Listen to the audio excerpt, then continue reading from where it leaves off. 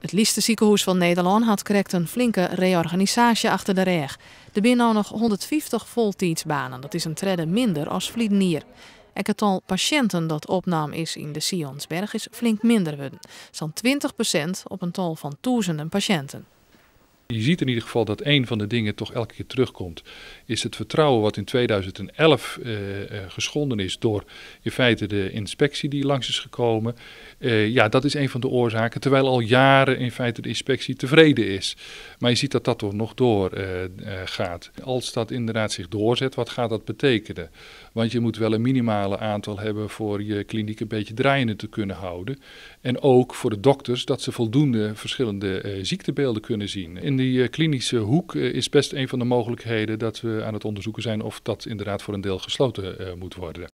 Na je ontslagen worden net uitsletten. Actiegroep Red de Sionsberg is correctlien na Libben inblaast, omdat er zwargen binnen.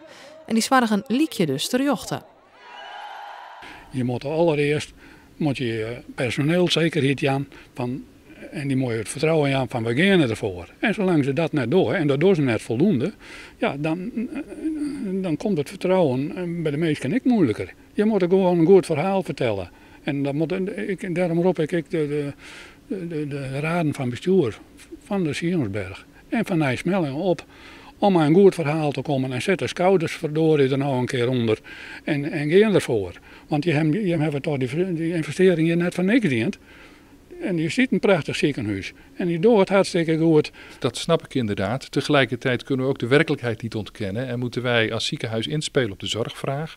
Die zorgvraag ontwikkelt zich. Dat zie je ook in de provincie. En daar moeten we goed antwoord op vinden. Dus wellicht dat er onderdelen gesloten zullen worden. Maar we gaan ook heel nadrukkelijk kijken of we nieuwe vormen van zorg kunnen aanbieden. En dat zijn die verbindingen met de huisartsen en de ouderenzorg. Eind dit jaar is er meer duidelijkheid.